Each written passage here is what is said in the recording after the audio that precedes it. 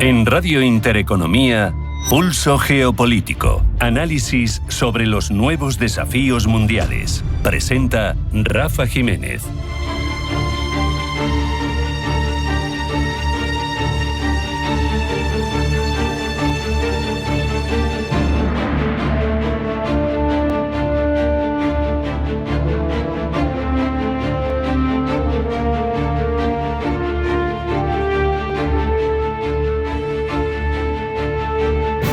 Bienvenidos a Pulso Geopolítico. Ponemos el foco en la inmigración. Es un fenómeno verdaderamente antiguo, tanto como la humanidad, pero ha pasado en las últimas décadas de ser un asunto puramente de gestión social o de solidaridad a convertirse en uno de los elementos centrales que condicionan la acción política y también los equilibrios de poder en numerosas zonas del planeta.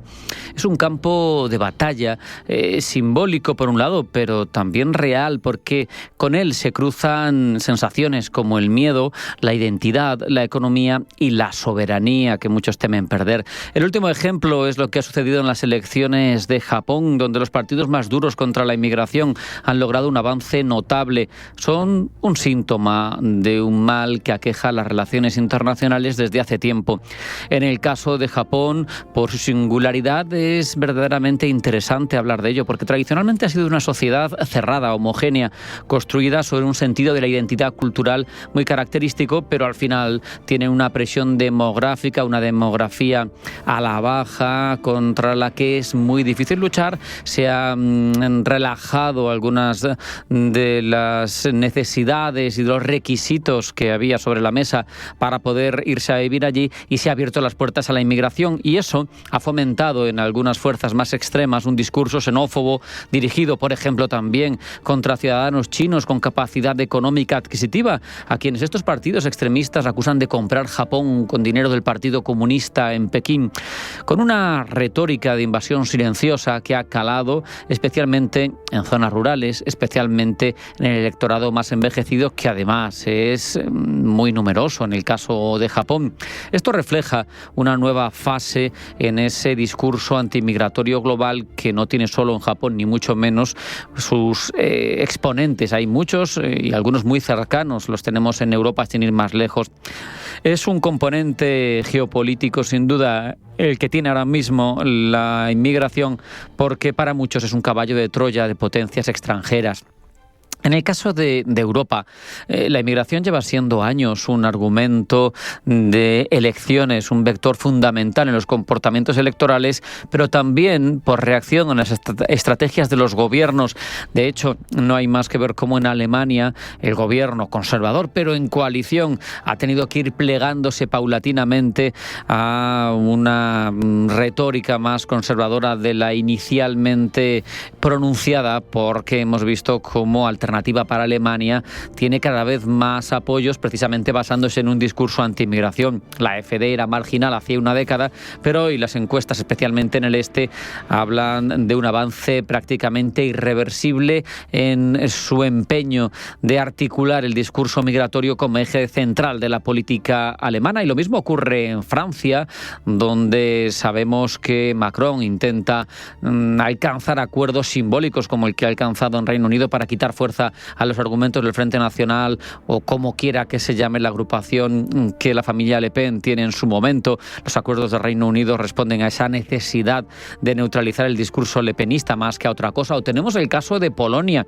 que es un bastión verdaderamente fundamental en el caso de la resistencia hacia las amenazas que vienen del este, pero que también hace de la defensa de las fronteras ahora mismo un estandarte, porque consideran que las amenazas híbridas que llegan desde Bielorrusia incluyen la de la migración, y por eso hay derivas secundarias de grupos que actúan en caliente, con devoluciones, campamentos sin acceso humanitario, una situación bastante compleja. Pero la inmigración al final se convierte en un terreno de disputa cultural, ideológica y geopolítica. Sin embargo, no podemos olvidar que es algo inherente al ser humano y a nuestra evolución como especie y como constructores de culturas y de civilizaciones. Ahora mismo la la deriva que nos está llevando y hacia dónde está yendo la implicación geopolítica de la migración hace que el migrante deje de ser un ser humano con derechos y se convierta en un símbolo.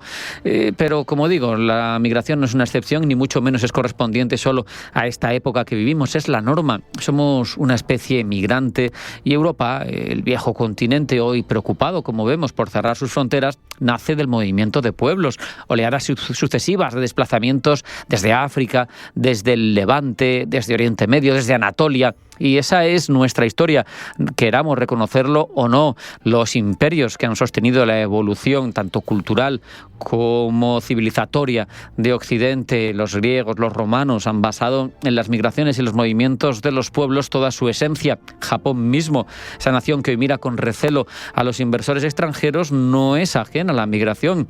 ¿Qué es Japón? Pues el producto de las migraciones desde la costa china, que desplazaron de forma masiva a los Jomon originales y a los Ainu para configurar una nueva cultura que con el largo de los años, con el pasar de los años, ha ido sintetizando esa riqueza cultural que tiene Japón, pero que no habría surgido, por lo menos no como es hoy, si no hubiera habido ese proceso migratorio. Por tanto, la pregunta que tenemos que hacernos no es cómo frenar la migración, porque no vamos a poder, sino cómo gestionarla con seguridad, con humanidad, con dignidad para quienes migran, porque todos hemos sido antes, en una cercanía mayor o menor, migrantes. Es evidente, incluso dentro de los mismos países, pero no solo, ni mucho menos.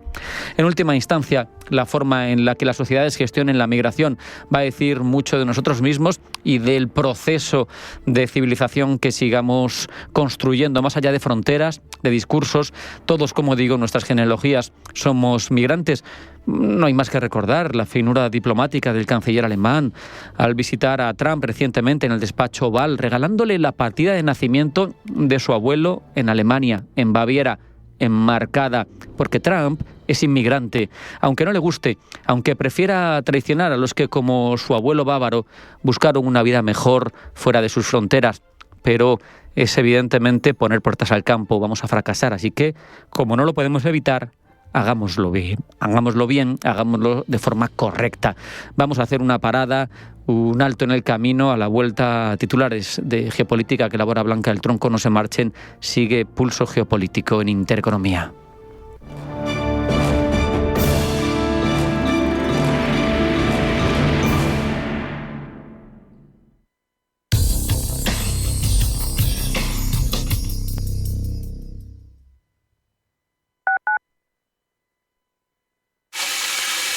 Este eres tú gastando agua.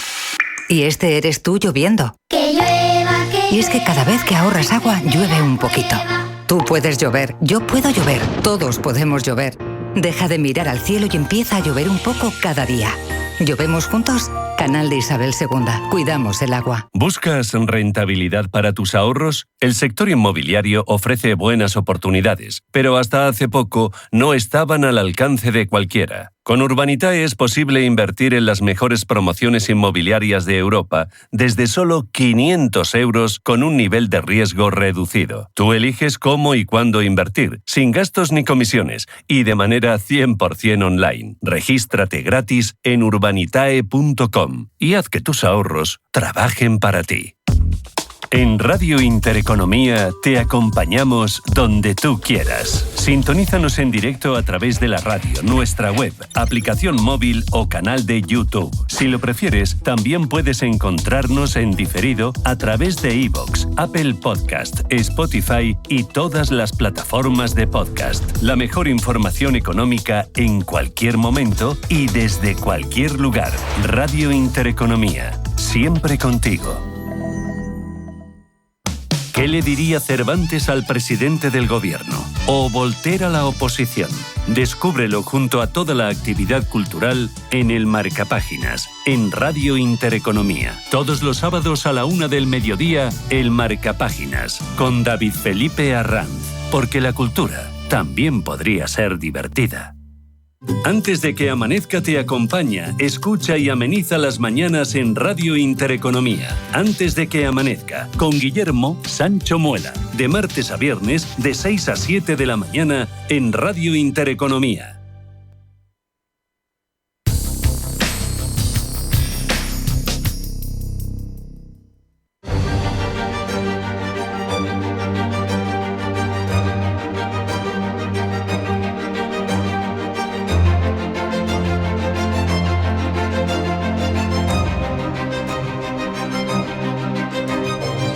En Radio Intereconomía, Pulso Geopolítico. Vamos a repasar ya las informaciones más relevantes de ámbito geopolítico. Primero los titulares que elabora Blanca del Tronco. Blanca, bienvenida, buenas tardes. Buenas tardes. Comenzamos en Japón porque Shiba pierde la mayoría en la Cámara Alta. La coalición gobernante en Japón, encabezada por el primer ministro Shigeru Ishiba, ha perdido la mayoría en la Cámara Alta del Parlamento en las elecciones de ayer domingo. A pesar del revés electoral, Ishiba ha afirmado que no dimitirá tras unos comicios que han marcado también el ascenso de un partido anti-inmigración. Rusia y Ucrania muestran su interés por una nueva ronda de negociaciones. Sería la tercera ronda, pero a la espera de que se produzcan estas conversaciones continúan los bombardeos con drones que en Moscú han obligado de nuevo al cierre temporal de los aeropuertos. En paralelo, los ministros de defensa del Grupo de Contacto para la Defensa de Ucrania mantienen una reunión mediante videoconferencia con la participación virtual de los titulares alemán y británico Boris Pistorius y John Headley, así como con su colega ucraniano Denis Šmyhal. Pedro Sánchez interviene en el Foro de Defensa de la Democracia organizado en Chile. Lo hace junto a 4 presidentes latinoamericanos en el Foro en Defensa de la Democracia organizado en Chile y en el que pondrá el acento en la necesidad de luchar contra la desinformación en el ámbito digital. Además de Sánchez, los participantes son el presidente brasileño Luis Ignacio Lula da Silva, el presidente de Colombia Gustavo Petro y el de Uruguay Yamandu Orsi. Friedrich Merz se reúne con empresarios alemanes que han lanzado la iniciativa Made for Germany. El canciller alemán Friedrich Merz se reúne con empresarios de compañías como Deutsche Bahn y Siemens que lanzaron la iniciativa Made for Germany hecho para Alemania, que consiste en inversiones millonarias en fábricas, la modernización de instalaciones y el desarrollo de nuevos productos.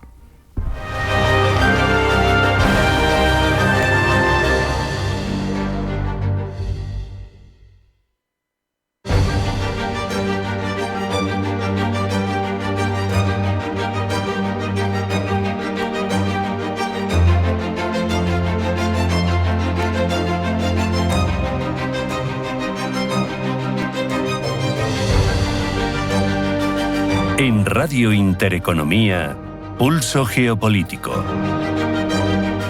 Vamos a ampliar todas las informaciones, Blanca. Una agenda acelerada de confrontación, así podrían resumirse los 6 primeros meses de Donald Trump de nuevo en la Casa Blanca. Un periodo turbulento, dicen los expertos, con consecuencias políticas, económicas y legales de largo alcance. Gemma González.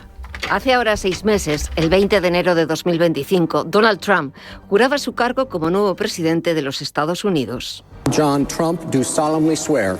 I, Donald John Trump, do solemnly swear that I will faithfully y nada más hacerlo, comenzaba su intensa agenda política con la firma de hasta 100 órdenes ejecutivas. Entre sus primeras medidas, Trump anuló las políticas de Biden, congeló las contraprestaciones federales, ordenó el regreso presencial obligatorio de los empleados públicos, puso fin al reconocimiento transgénero e impuso restricciones a la ciudadanía por nacimiento. Perdonó además a 1.500 personas vinculadas al asalto al Capitolio, incluyendo líderes del Proud Boys y Oath Keepers. Entre sus primeras medidas, Trump declaró además la emergencia nacional en la frontera sur e inició un plan de deportaciones masivas, uno de los principales errores de la administración Trump, a juicio de Miguel Ángel Temprano, economista y experto en geopolítica. Lo que no puedes es prescindir de 4 millones de trabajadores, que son los 4 millones que quiere deportar, porque además no quiere deportar realmente al que está por la calle sin hacer nada. Quiere deportar a a inmigrantes norteamericanos o asimilados a norteamericanos que trabajan, cotizan, que tienen unos ingresos regulares, que están bancarizados, que toda una serie de facetas que no son fácilmente sustituibles a esos precios. En clave nacional, Donald Trump puso además en marcha el Departamento de Eficiencia Gubernamental encabezado inicialmente por Elon Musk y que buscaba reducir la burocracia y el gasto público. Más de 275.000 empleados federales se han visto afectados. Trump ha revertido también las políticas de diversidad, equidad e inclusión en educación y ha ordenado recortes científicos significativos con la reducción de más del 50% de fondos destinados, entre otros, a la NASA. Pero si la agenda doméstica de Donald Trump ha sido intensa, la agenda internacional no se queda atrás, con la guerra comercial como su principal seña de identidad. Para Miguel Ángel Temprano, la imposición de aranceles de Trump es sin duda una gran equivocación. Económicamente yo creo que las medidas que ha tomado son un verdadero desastre, es un tiro en el pie, basado yo creo que en el desconocimiento profundo que tiene de la materia. Los aranceles se han demostrado que son un error. Mira, ahora mismo Ahora mismo el mundo está globalizado, y para que entendamos lo que seamos globalizados y que además no sea una cosa etérea, el Instituto Tecnológico de Zúrich desarrolla un índice que se llama el índice COF de globalización mundial. Ahora mismo está en 80 sobre 100 puntos posibles. Ya. Y estamos hablando de un mundo donde el intercambio comercial, la apertura, sobre todo de las economías avanzadas, es absoluta. Con lo cual, esto afecta de una manera brutal todo lo que tú hagas con toda aquella gente que tú tengas intercambios comerciales. Afecta de manera inmediata y profunda en tu propia economía. También ha sido agitada la agenda diplomática del presidente estadounidense. No ha logrado, como prometió, acabar con los conflictos de Ucrania y Gaza y autorizó ataques contra infraestructuras nucleares iraníes en junio. A pesar de todo, el presidente estadounidense se congratula por estos 6 primeros meses en la Casa Blanca. 6 meses, ha dicho en su red social Truth Social, que han convertido a Estados Unidos en el país más respetado del mundo. Trump se congratula por estos 6 primeros meses al frente de la Casa Blanca, pero son tan exitosos como él dice. ¿Cuál es el análisis que hace la prensa estadounidense de ellos, Paloma Arnaldos? Frente a las alabanzas que el propio Trump se dedica a sí mismo y a sus primeros 6 meses al frente de la Casa Blanca, la valoración de la prensa estadounidense es en su mayoría negativa. Los medios americanos critican la intensidad con la que actúa Trump, cuyo capital político y legitimidad pública están en declive. Según The Washington Post, el apoyo público a Trump ha caído en áreas clave como la inmigración y la economía, 2 de sus principales fortalezas. Además, dice este rotativo estadounidense, la renovada polémica con Jeffrey Epstein ha complicado aún más la imagen pública del republicano. Las últimas encuestas muestran que solo el 40% de los estadounidenses aprueban su gestión y cada tema relevante, desde inmigración hasta el gasto público, se sitúa con una aprobación por debajo del 50%. El Financial Times advierte por su parte que pese a indicadores superficiales favorables como el mercado bursátil, la salud real de la economía estadounidense es frágil, con desaceleración del consumo, sectores débiles y un efecto inflacionario debido a los aranceles.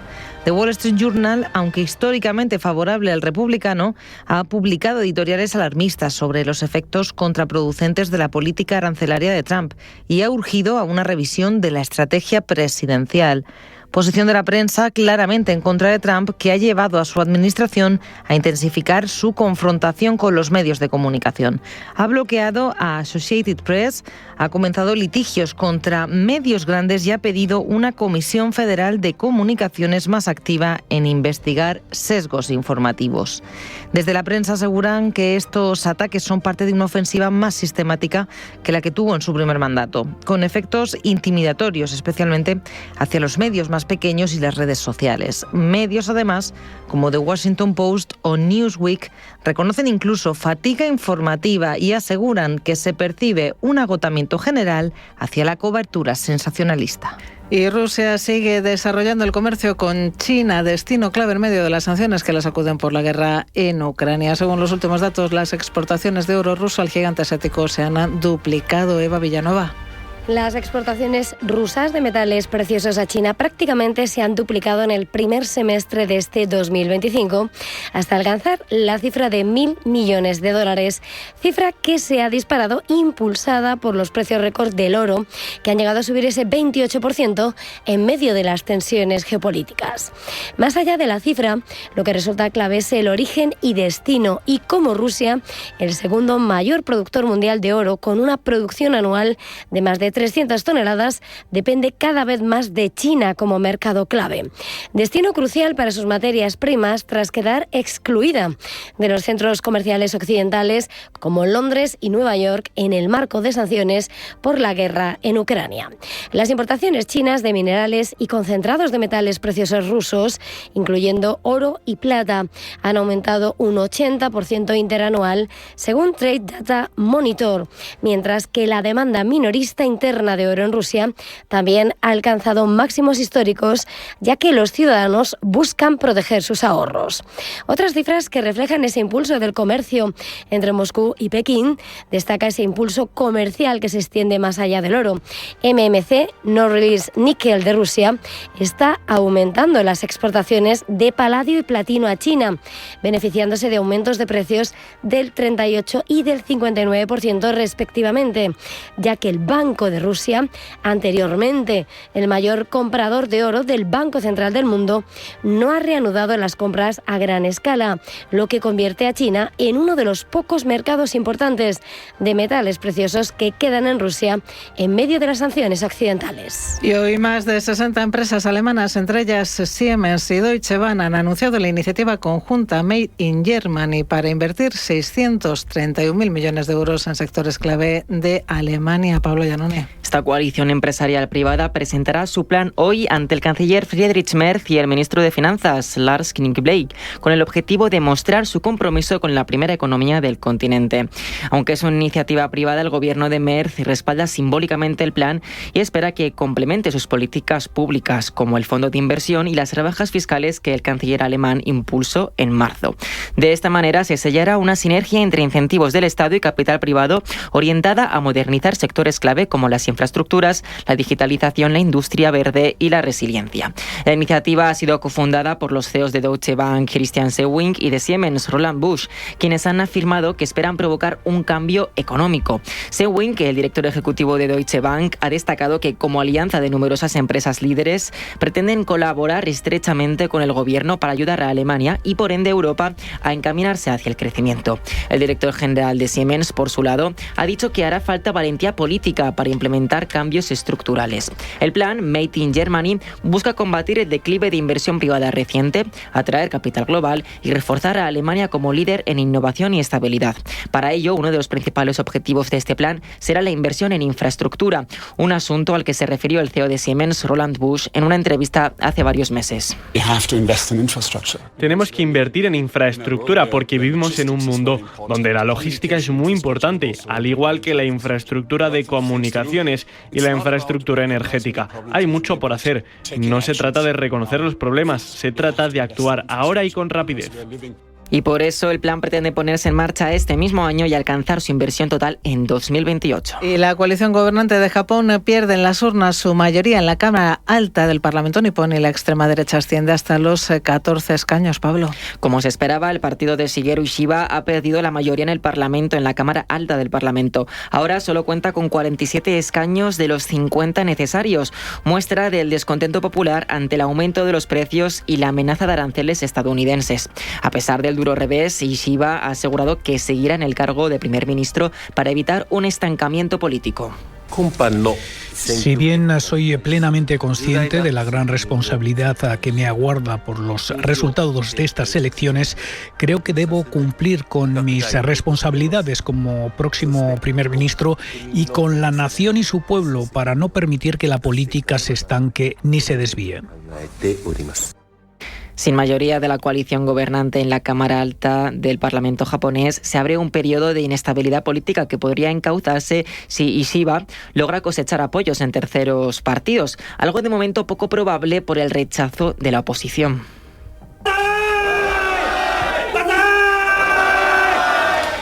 Ayer celebraron su ascenso frente a la catedral, frente a la caída del partido gobernante. El líder de la oposición, el Partido de Izquierdas Constitucional Democrático, ha logrado situarse en los 47 escaños, es decir, igual que el actual partido de la coalición gobernante. Mientras la ultraderecha de Japón Primero, del partido Japón Primero, ha entrado de lleno en la Cámara Alta con 14 escaños. Hoy en Radio Intereconomía hemos preguntado por su interpretación al respecto a Enrique Navarro, experto en geopolítica. La sociedad de alguna forma cree que los partidos tradicionales que han llevado a este lento declive de Japón pues no sirven o no van a resolver los problemas del futuro.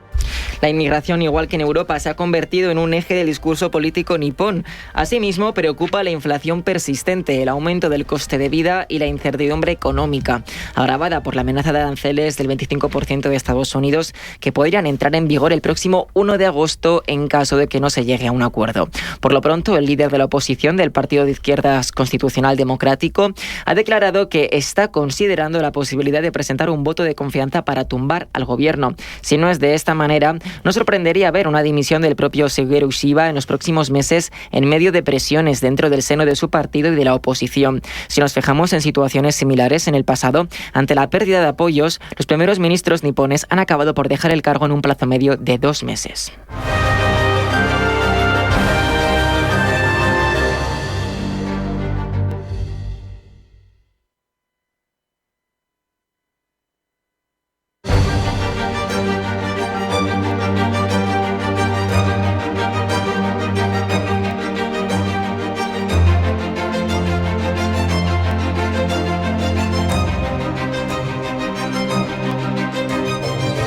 En Radio Intereconomía, Pulso Geopolítico.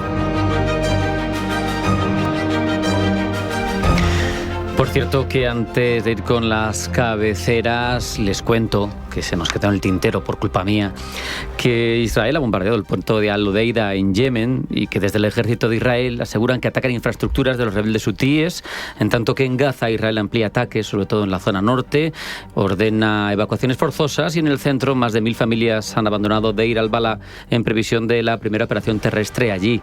Por cierto, la ciudad siria de Al-Sueida espera más ayuda humanitaria tras una semana de violencia sectaria que ha dejado centenares de muertos. Sobre beduinos y drusos vamos a hablar sobre cómo se trata esta información a continuación, porque ya abordamos ese repaso de cabeceras que elabora Pablo Llanone. Pablo, bienvenido, buenas tardes. Buenas tardes.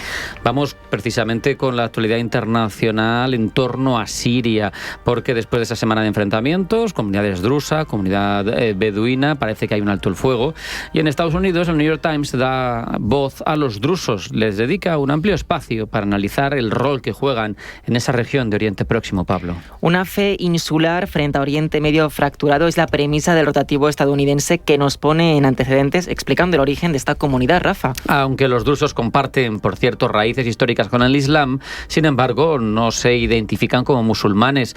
Tienen una religión monoteísta que combina elementos de la filosofía griega, el hinduismo y el neoplatonismo, y esto ha suscitado durante mucho tiempo el recelo de los eruditos más tradicionales islámicos. Y a pesar de esta diferencia frente a las demás ramas del chiismo, la comunidad drusa ha logrado mantenerse, dice The New York Times, gracias a la disposición que tiene a colaborar con el gobierno del país en el que residen, que puede ser Líbano, Siria o Israel. En el caso de Siria, concretamente, han tenido que colaborar con el régimen caído de Al-Assad para sobrevivir.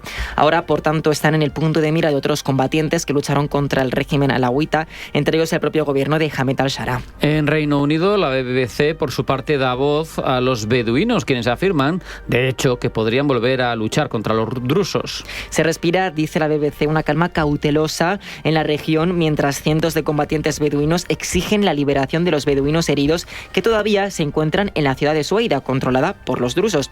Si no se comprometen con el acuerdo de alto el fuego que incluye la liberación de estos rehenes, dice una voz beduina, volveremos a entrar, aunque Sueida se convierta en nuestro cementerio. Entre tanto, en la región, el medio saudí Arab News informa de que la calma habría vuelto a Siria. Dice calma meramente y no calma cautelosa como la BBC. Se hace eco además de que el presidente interino Ahmed al-Shara ha renovado su compromiso de proteger a las minorías étnicas y religiosas de Siria, entre ellas los drusos, frente a esta última violencia sectaria. Miramos a Emiratos Árabes Unidos, donde Abu Dhabi ha amenazado con llevar de vuelta a Afganistán a los afganos que han huido del régimen talibán y han buscado refugio en ese país. La noticia ha causado sensación en la prensa asiática. Desde Israel, The Jerusalem Post dice que Trump ha prometido salvar a los afganos de esta deportación, pero Emiratos Árabes Unidos se ha adelantado y ya ha empezado a devolver a los primeros refugiados. El medio israelí, que es pro Netanyahu y pro Trump, por cierto, recuerda que los Emiratos Árabes Unidos, un socio cercano de Estados Unidos en materia de seguridad, acordaron en 2021 albergar temporalmente a varios miles de afganos evacuados de Kabul cuando los talibanes derrocaron al gobierno respaldado por Washington. A lo largo de los años, cerca de 17.000 evacuados afganos han sido procesados a través de las instalaciones de Abu Dhabi, conocidas como la Ciudad Humanitaria de los Emiratos. Entre tanto, desde Pakistán, vecino al este de Afganistán, medios como Dawn y The Print destacan que la promesa de Trump de ayudar a estos afganos en riesgo de deportación sucede paradójicamente dentro de un contexto de agenda antimigratoria del presidente de Estados Unidos. Y ambos medios, por tanto, nos recuerdan que el presidente estadounidense ya ha suspendido el reasentamiento de refugiados afganos dentro de las fronteras de su país. Y desde India, Indian Express destaca que esta deportación desde Emiratos Árabes Unidos no es la única desde que llegó Trump a la presidencia. Así es, el medio indio insinúa que la llegada del republicano ha impulsado una ola de deportaciones a afganos. Naciones Unidas dice ya ha informado que casi 2 millones de afganos fueron devueltos desde Irán y Pakistán en los últimos 7 meses. El viernes, además, Alemania deportó a 81 hombres afganos y varios países europeos también estarían revisando, dice, sus políticas de asilo.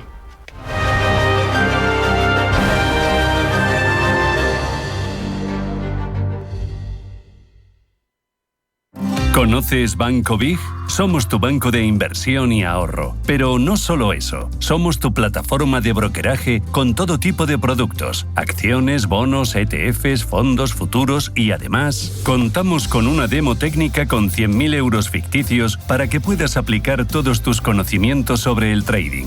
Banco Big. Nos mueven tus valores. Debes saber que toda inversión conlleva el riesgo de pérdida de capital.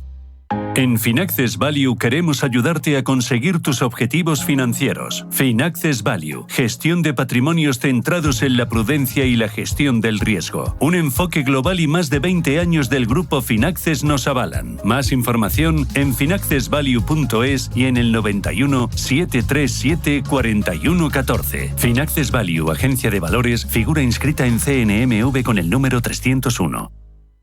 Si eres emprendedor, empresario, autónomo, dueño de un negocio o una pyme, este es tu sitio. Negocios de carne y hueso. Cada jueves a la 1 de la tarde en Radio Intereconomía con Mariló Sánchez Fuentes.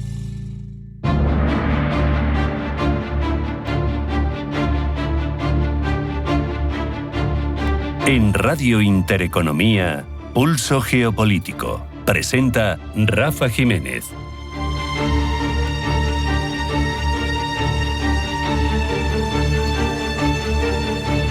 Vamos a adentrarnos en el pensamiento que moldea las decisiones del Kremlin.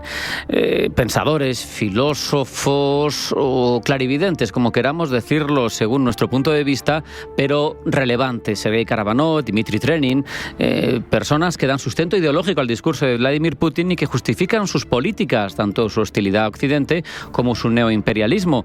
Un asunto que tratamos ya con Armando Álvarez García Jr., profesor de Derecho Internacional Público y Relaciones Internacionales en la Universidad Internacional de La Rioja. Armando, bienvenido, buenas tardes.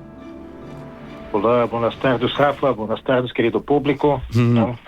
Un placer tenerte aquí para desentrañar estas cuestiones tan crípticas, quizá, porque tampoco se habla tanto de este asunto de quién impulsa con su pensamiento los actos del Kremlin. Sergei Karavanov, por ejemplo, aboga por una gran Eurasia que se extienda desde Ucrania hasta Kamchatka, desde las dos Coreas hasta el Golfo Pérsico, dice. Y yo te pregunto, Armando, ¿qué implica esa visión territorial expansiva para la política exterior de Rusia? Esto al final tiene precedentes en conceptos históricos como el Lebensraum, que han dado mucho que hablar a lo largo de la historia.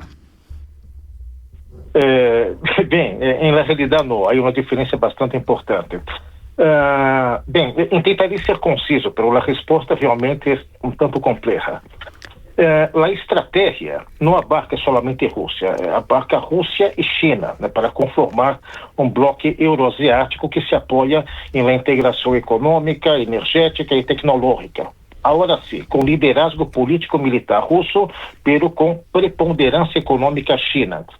La idea fundamental, Rafa, es promover la atracción e influencia sobre otros países, no la anexión, a través de distintos organismos multilaterales, por ejemplo, la Organización de Cooperación de Shanghái, la Unión Económica Euroasiática e incluso el BRICS Plus. De hecho, si me permites, entre finales del año pasado e início deste ano, temos a Bielorrússia, a Uzbequistão, a Cazaquistão como nuevos socios, aunque no como miembros plenos.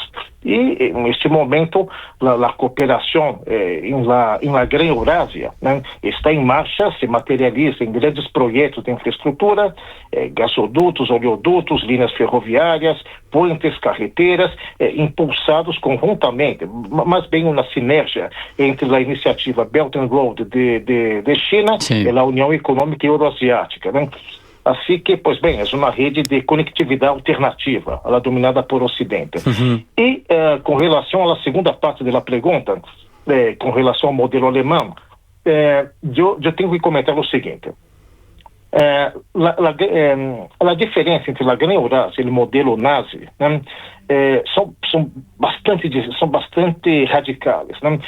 O modelo alemão era uma doutrina de conquista militar, colonização racial, anexião territorial direta, basada em la violência e o extermínio, e justificada por la superioridade étnica. Né?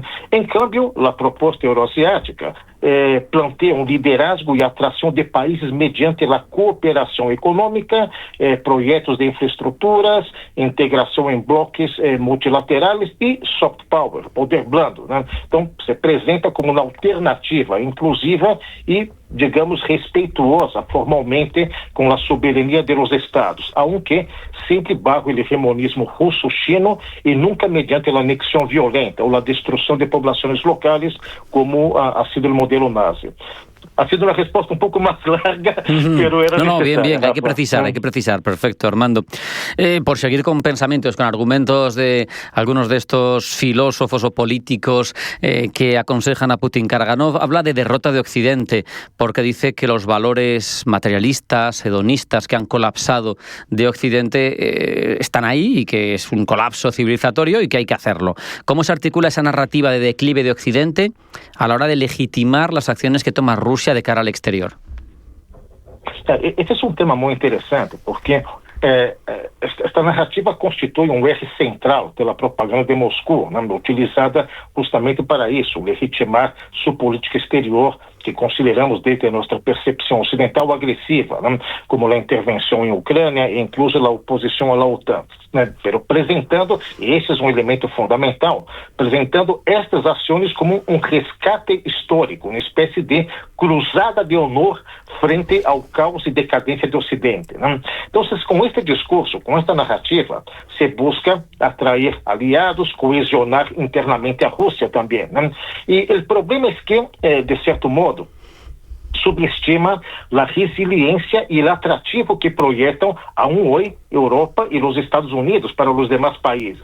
Assim que, realizando um pequeno exercício, né, de mental, o reto ocidental ante esta narrativa estaria em fortalecer sua unidade interna, projetar um modelo de futuro realmente convincente, coisa que não temos realmente, e evitar que esta profecia do declive se converta em uma realidade autocumplida. E simplesmente para estirar, né, a administração Trump está ayudando muchísimo a reforçar essa tese. ¿Sí? También utiliza conceptos como civilización de civilizaciones o la civilización, lo decíamos antes, de la gran Eurasia y del mundo. Al final, esto justifica, ¿no?, el papel de Rusia en el nuevo orden mundial que proponen, ¿no?, ese Estado-civilización. Este conceito implica uma autopercepção que em realidade transcende os limites do Estado-nação para apresentar-se como o resultado e o futuro de la convivência histórica de múltiplas tradições, religiões e culturas euroasiáticas. E desde este lugar, Rússia se atribui uma missão geopolítica e moral, la de unir, de proteger, de liderar a diversidade civilizacional frente a um Ocidente ao que acusa reiteradamente de decadência moral e intento de imponer um modelo único. E, por um lado, esse discurso legitima a expansão e a influência russa como uma espécie de serviço à humanidade, uma espécie de cruzada, né, para salvar a humanidade. E, por outro, justifica seu papel na construção de uma ordem alternativo, plural, né, onde cada civilização mantenha sua soberania, cada Estado mantenha sua soberania e valores pelo bajo da coordenação de Moscou. Né? Esta é a ideia fundamental. ¿No? Un grupo mestizo. ¿No? Vamos a ir avanzando porque el tiempo pasa muy rápido, pero leía también a Karaganov que Rusia lo que constituye es una meritocracia de líderes, no una democracia occidental, que sabemos que ahora mismo las democracias, también distintos estudios de institutos internacionales, pues están en retroceso, en número al menos, frente a las autocracias. Ellos justifican una forma de gobernanza distinta a la impuesta tradicionalmente por Occidente, pero claro, esto a su vez es una justificación quizá, ¿no?, respecto de sus propias formas internas, ¿no? Esto tiene implicaciones para la participación ciudadana o el disenso político dentro de Rusia. Bem, a meritocracia de líderes, né, proposta por Karaganov, né, se diferencia bastante da democracia ocidental, em que prioriza a concentração do poder em uma élite selecionada por mérito, lealdade e conformidade ideológica com o Estado. Assim que relega a participação cidadana a um papel de apoio, mas que de decisão ativa. E exclui também, isto interessa, né, o pluralismo político e a alternância no poder. Assim que este modelo tolera solo um dissenso limitado, sempre que não desafie os interesses nacionais definidos desde arriba, né?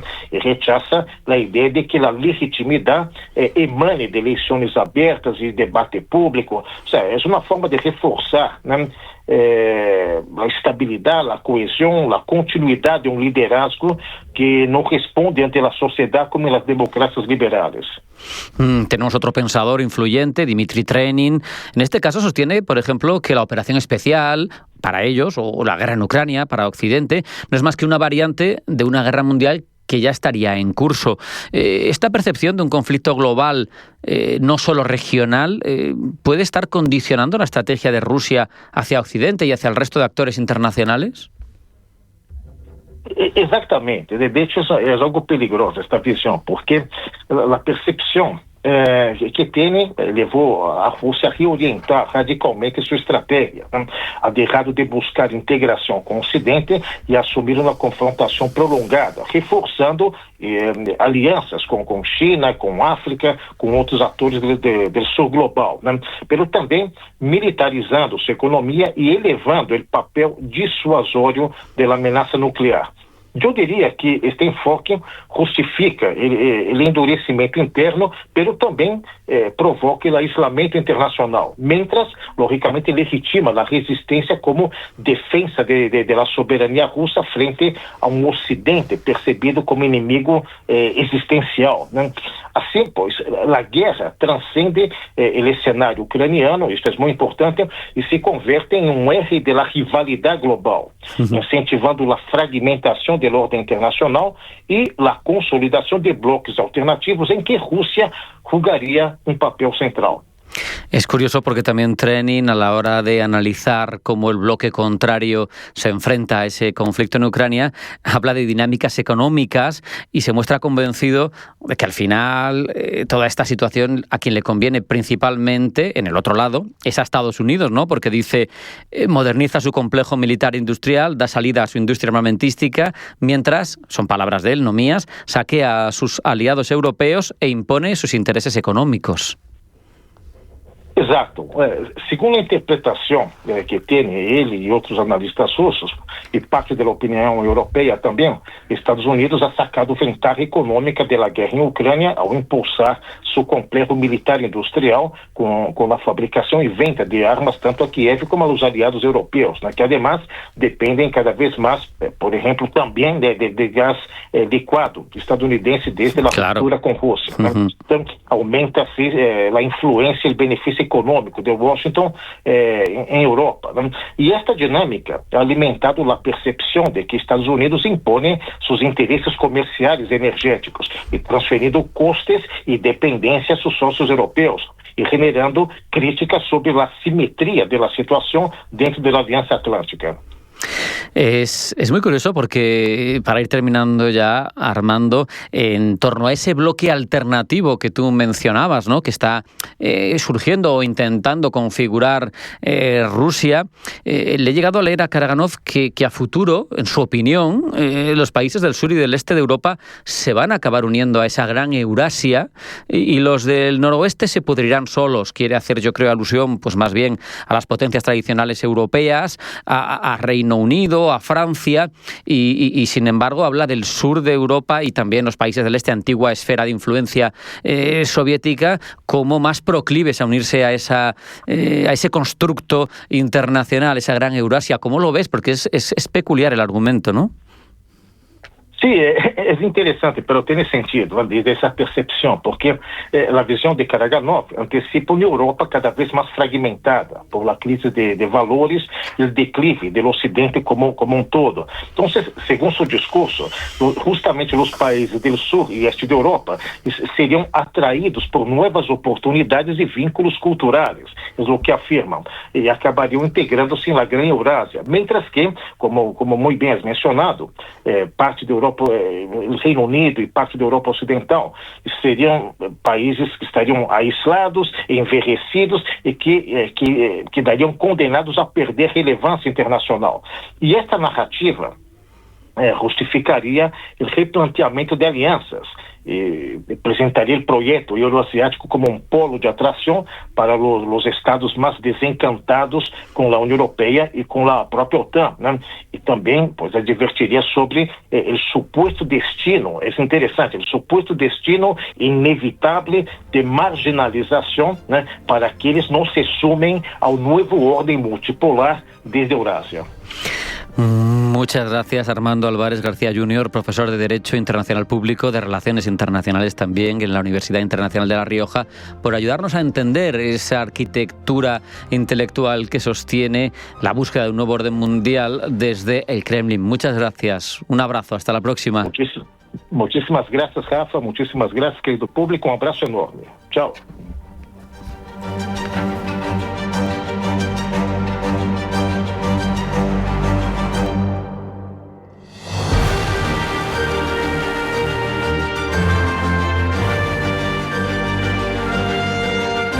En Radio Intereconomía, Pulso Geopolítico. Sabemos del expansionismo ruso, sabemos de su animadversión por Occidente y lo que representa como, en su opinión, decadencia de la civilización, pero más allá de sus palabras, este conflicto geopolítico se traduce en hechos como la operación especial en Ucrania, y mientras cunde la preocupación por si se extiende a otras naciones, las más vulnerables en Europa son las bálticas, sin duda, pero hay otra nación occidental, por sus alianzas, muy expuesta, y que además sería el bastión que soportaría una invasión a gran escala de Rusia o de sus satélites, y me refiero a Polonia, que tiene muy claro lo que se juega y ejerce firmemente ese papel de vanguardia frente al oso ruso. De ello hablamos ya con Armando Jiménez, profesor de Relaciones Internacionales de la Universidad Francisco de Vitoria. Armando, bienvenido, buenas tardes. Rafa, encantado de saludarte a ti y a tu público. Sabemos que, en opinión de muchos, es un punto estratégico clave en el flanco oriental, Polonia.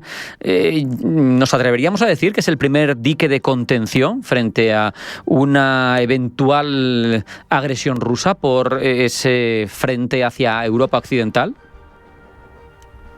Así es, efectivamente, pues hay una preocupación continua de los polacos por la historia de invasiones, de conflictos, precisamente con Rusia. Hay, digamos, un miedo justificado en este tema y obviamente representa el primer flanco de contención. Y ha sido, por ejemplo, en el conflicto con Ucrania, pues el país que ha sido más claro en cuanto a sus políticas, en los recursos asignados, en su apoyo inquebrantable hacia mantener la integridad territorial de Ucrania.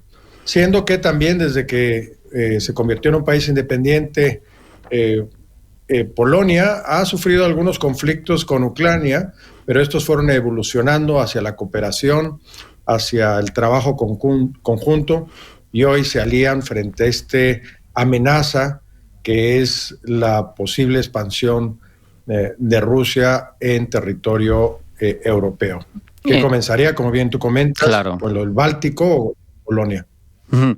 Es evidente que aquí, supongo que por la presión de la cercanía, no se quedan solo en palabras, lo dejan claro con hechos. Es hoy el país de la OTAN, Polonia, que más porcentaje de su PIB dedica a defensa, por porcentaje más incluso que Estados Unidos. Al final aquí hay un mensaje estratégico claro, ¿no? Efectivamente, la guerra es acerca de recursos y el que más recursos pone al final tiene una ventaja competitiva. Muchas veces tiene que ver con qué tecnologías están usando y la capacidad estratégica, pero algo innegable es cuánto dinero pones para este tema. Y el país que ha sido más comprometido de la OTAN en este sentido ha sido siempre Polonia. Nuevamente por esa preocupación de ser el primer flanco o el país con más riesgo de una posible expansión territorial rusa, ¿no? Me llama mucho la atención también su encaje dentro de grupos de poder, de minilateralismos dentro de la Unión Europea. Sabemos que Polonia, por un lado, forma parte del grupo de Visegrado, pero sabemos también de la fractura de ese grupo de Visegrado porque dentro los hay, vamos a decir, pro-Putin o por lo menos no hostiles a Putin, y sin embargo en Polonia están más que claras las cosas. No sé si ese rol activo de Polonia dentro de la Unión Europea se ve con hostilidad, se ve con tranquilidad porque hay alguien que puede dar la talla y protegernos, o por lo menos plantar la primera cara solvente. No sé, porque me parece que puede dar también lugar a una cierta fractura dentro de la Unión.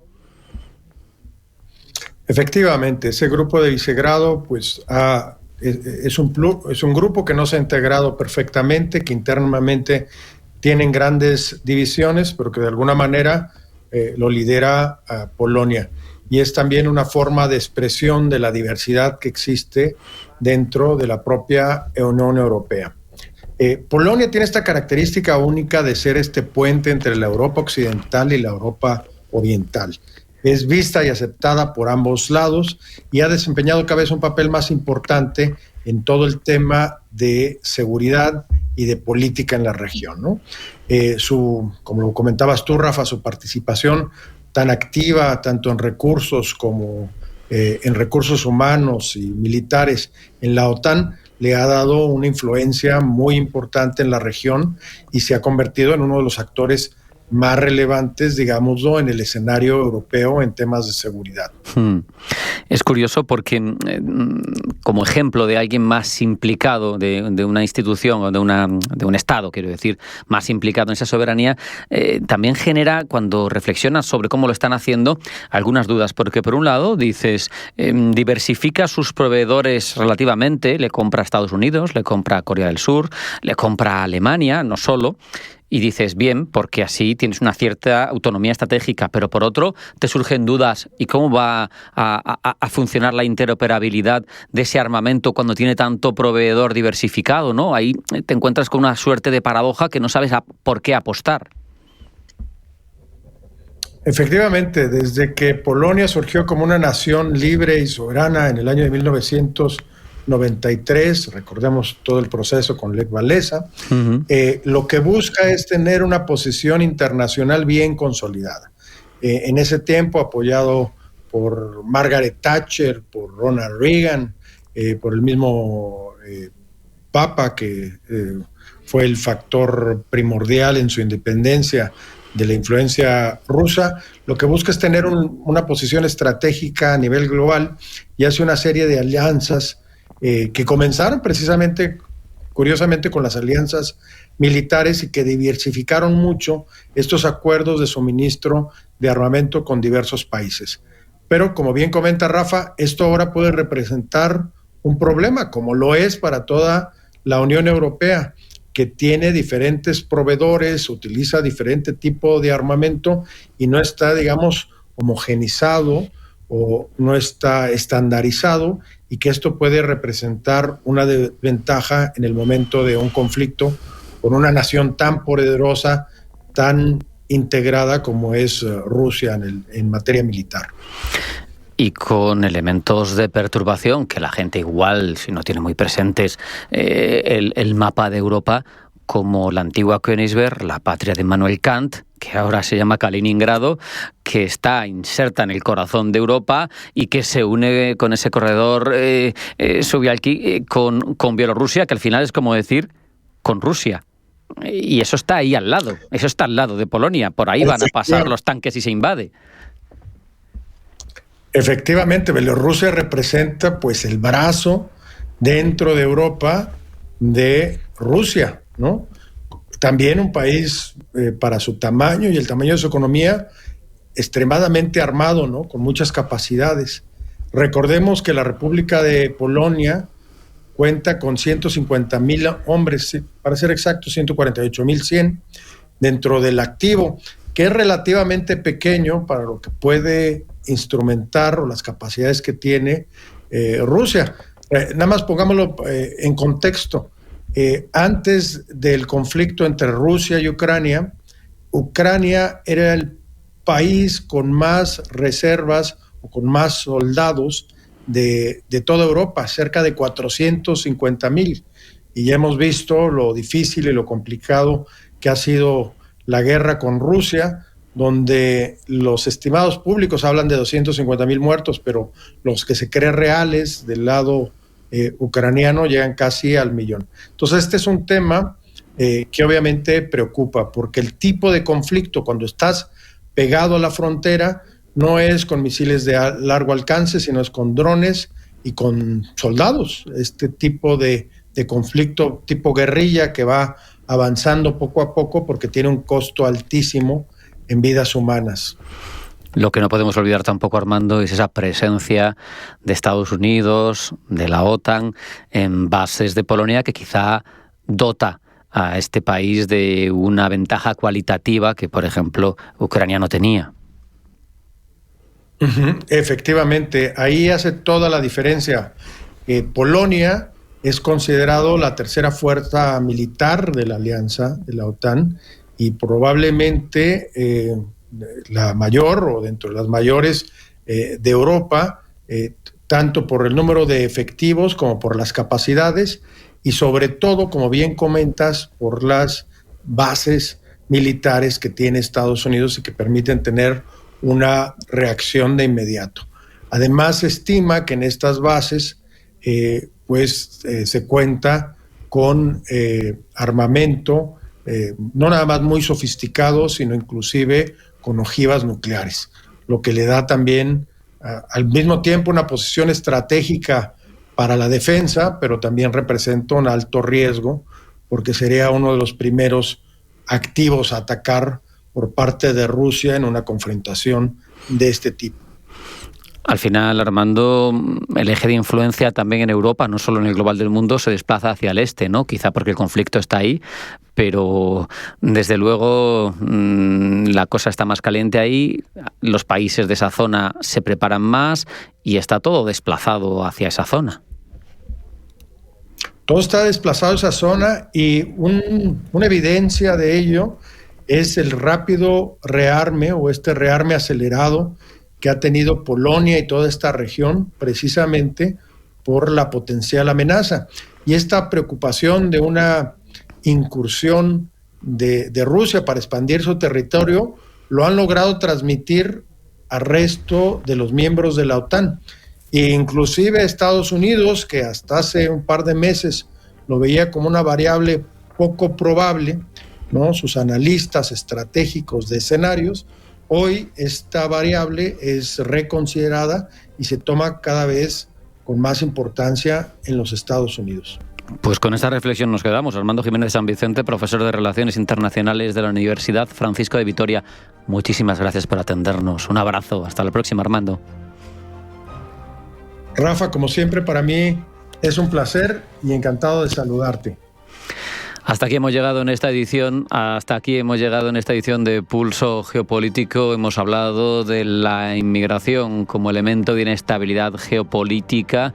Hemos charlado también, contado todas las noticias relevantes del ámbito geopolítico de la jornada y reflexionado sobre los ideólogos del Kremlin, así como sobre ese bastión que defiende Occidente en el este de Europa, sobre Polonia. No hay tiempo para más. Sean felices, pasen buena tarde y mañana más.